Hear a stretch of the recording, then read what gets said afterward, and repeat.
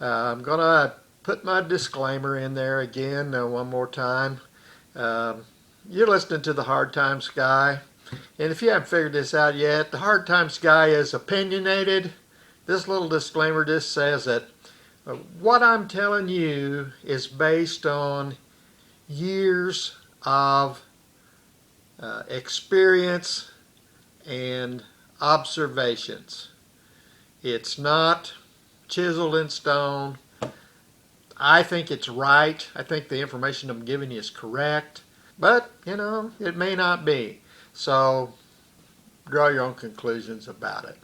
Now, I'm going to go to another extreme today, and I'm going to show you something that, in my way of thinking, is illegitimate.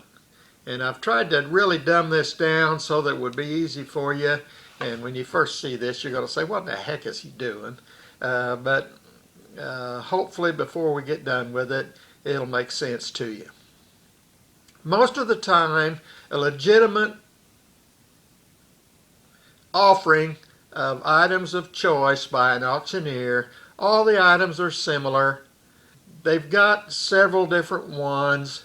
There might be individual reasons why this customer would prefer one over another, and this customer would prefer a different one, and they offer choice to give you just that, a choice. You get the one you want, but you can't make too big a mistake.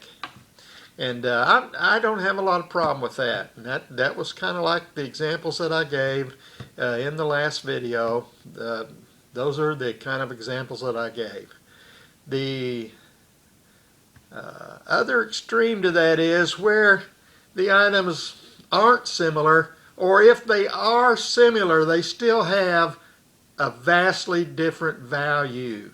And so I'm going to show you an example today of such a thing, and I'm going to talk about illegitimate offerings today.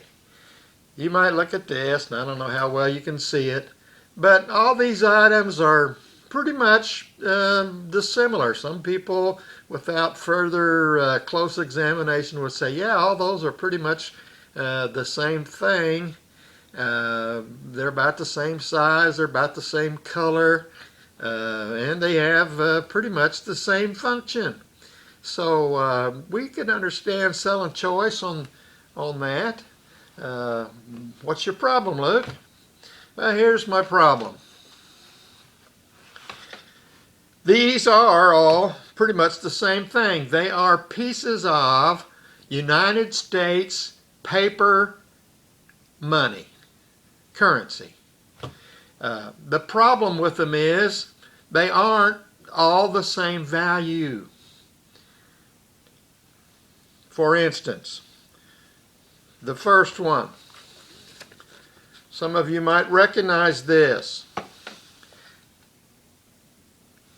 It's a $1 bill. The second one. Some of you might recognize this, although I was fairly old before I ever saw one of these. It's a $100 bill. The third one. A $20 bill. The fourth one, another $100 bill.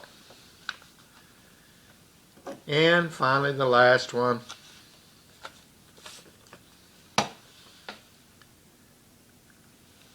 a $5 bill.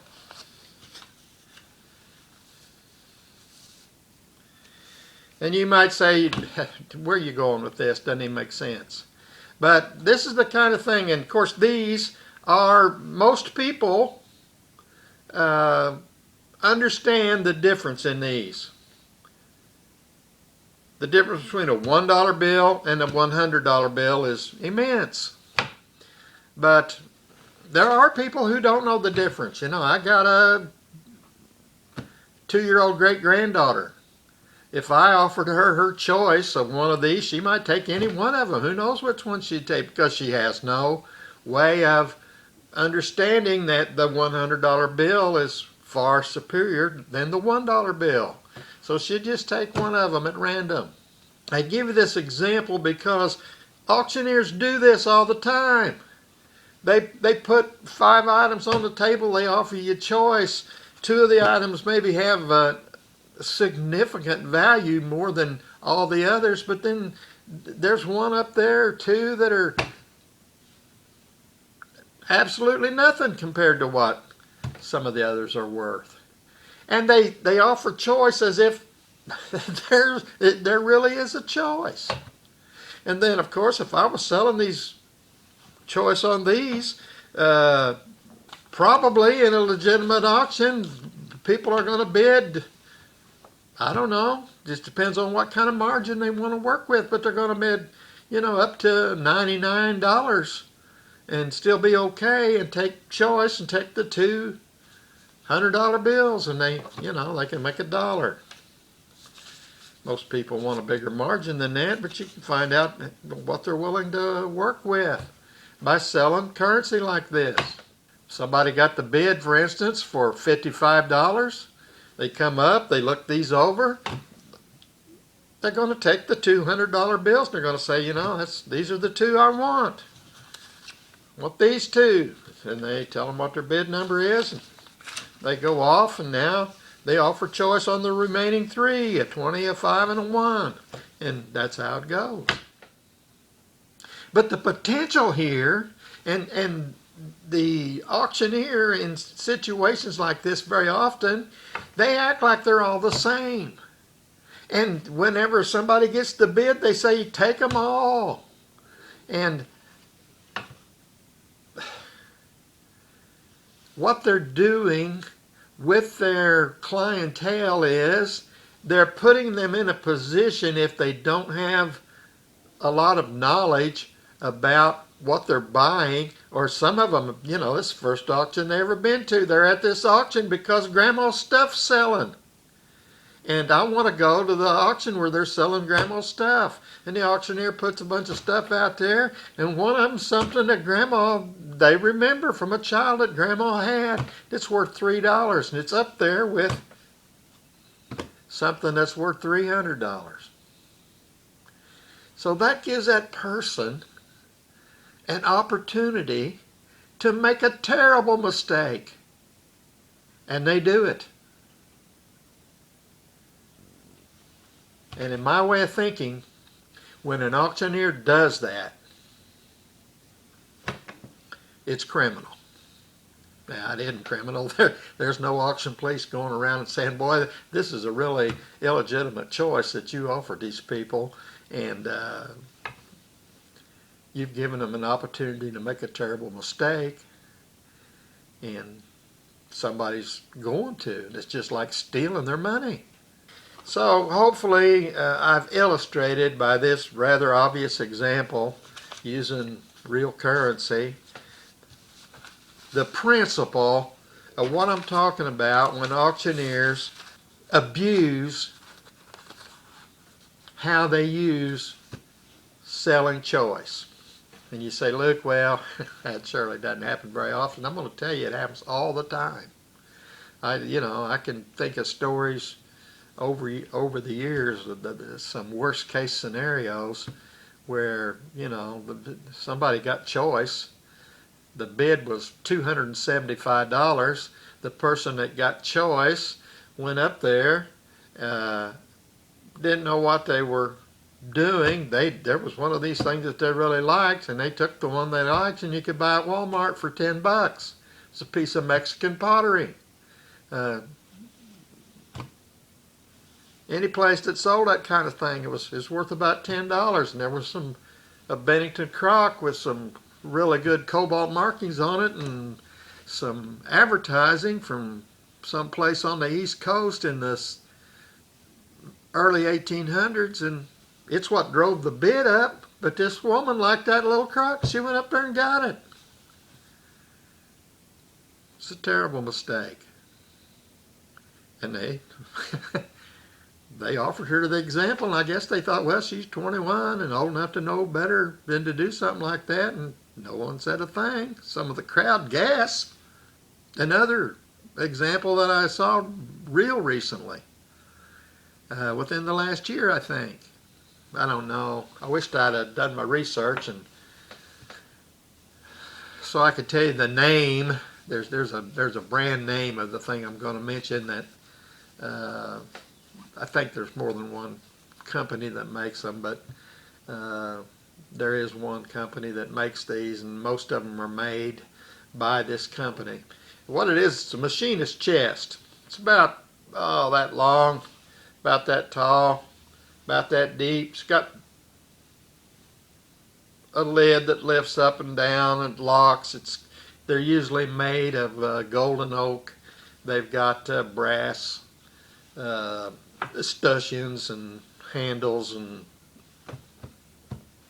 knobs on them. A person that's a skilled machinist, one of the things they like to do is buy these chests and keep their instruments and some of their more expensive tools in these chests. And you see them at auction most of the time when one person that was such a person had one of these their entire life. They retired, they died, it's an estate sale, and that's grandpa or grandma's machinist chest. And so you get two things happening. The things cost a lot of money. You can still buy them new. They cost a lot of money if you go buy one, a new one. If you buy an old one that's pristine, they even cost more money. And you got that going for them. Then you got the fact that there's 7 different grandkids out there that know that was their grandparents' machinist chest, and they want it. So that is another thing that elevates the bidding on such a thing. Recently I was at a sale and they had one of those. They also had a piece of homemade furniture, and it was rather crude, but the same person that had the machinist chest probably made the little piece of furniture. It's made out of 3/8" plywood. It was just a little stand to set that chest on to keep it up off the greasy table. And it had a drawer in it, also made out of plywood. I'm going to say it was nicely done. It wasn't falling apart, but come on, 3/8" plywood, 2 legs and a shelf and a drawer under it. Made out of 3/8" plywood. And this little machinist chest sitting on it. And the auctioneer set them down as a unit, and then he said, we're going to sell choice. The winning bid can take the machinist chest or its stand, or if they want both. The thing brought over $500, which was too much money even for one of these, even for grandpas. They usually bring in the neighborhood of $300, $350. It brought over $500, and then the auctioneer says, you want them both, don't you? And the poor sucker out there said, yes, I do. So he paid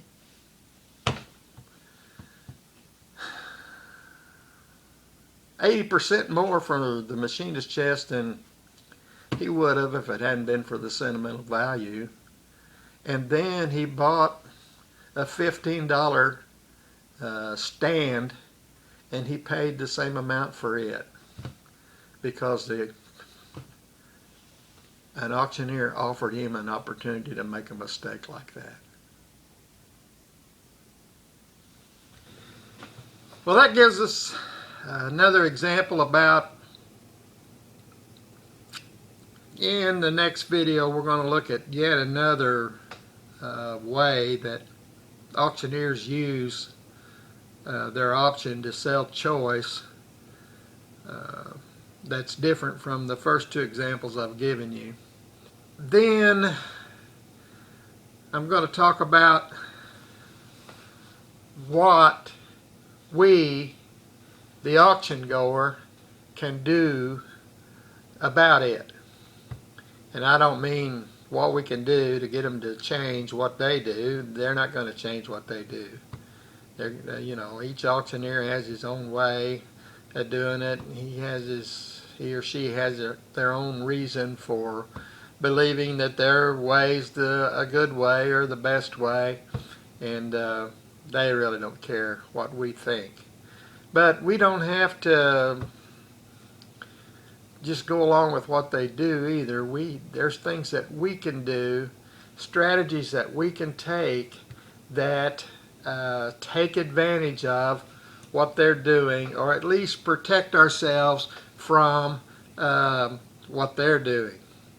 There's a strategy, there is a best way to deal with these things. And this is not just true about choice, this is true about all the ways they sell things at auction. And it's not just true about buying at auction either, it's true about buying anything. So we're gonna talk about some of that and what we can do or not do.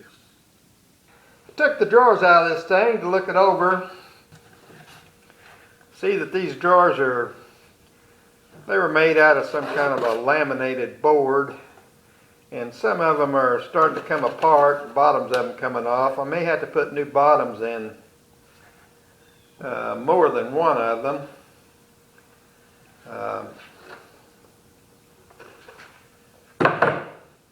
I'll stack those up there out of the way for a minute and look at this section here. These drawers come out from down here, and initially it looked like I needed a drawer here and I needed a drawer here on the bottom.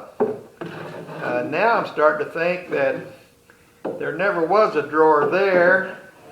That might just be an open shelf because it's made different from the rest of the box, but at any rate, I can put a drawer in it if I choose. I may choose to put some dividers in there and put 3 or 4 smaller drawers in it. I'm not sure.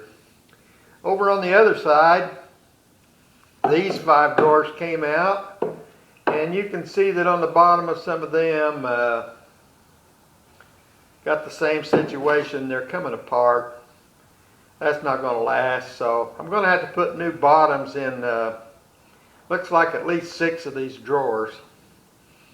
And so we'll do that. I'm going to need to make a drawer for here. For sure I'm going to do that. Haven't decided what I'm going to do here yet. That's either going to be one big drawer or I guess I'll do that last, and if it looks alright just being a shelf, I might just leave it that way. Or I might make drawers for it. Another problem that I've got are the pulls that are on here. I don't know what those are for sure, but I think they made those pulls out of some kind of a brass fitting. And I may be able to find a brass fitting and duplicate those pulls, or I may have to make something out of wood that kind of looks like that. Haven't decided yet what I'm going to do with that. The next thing, can you see that? Maybe. Is this little walker. And it's got a support across here and one across here. I think what I'll probably do is just make a duplicate of both of these supports, put them in the back side so that the thing stands up and is sturdy. Might put some paint on it, might not. Then I think I'll make something back here that can be taken in and out to go across the middle, and be done with that. Now that we got a plan, we need to start looking around for material that matches this material, has the same patina and old look to it. See if I can find some of that to do this project with. Hey, Hard Times guy here. We're rocking now. This little guy here was for sale at one of my recent yard sales for, looks like 20 bucks. Don't know how he lasted all day without somebody taking him home.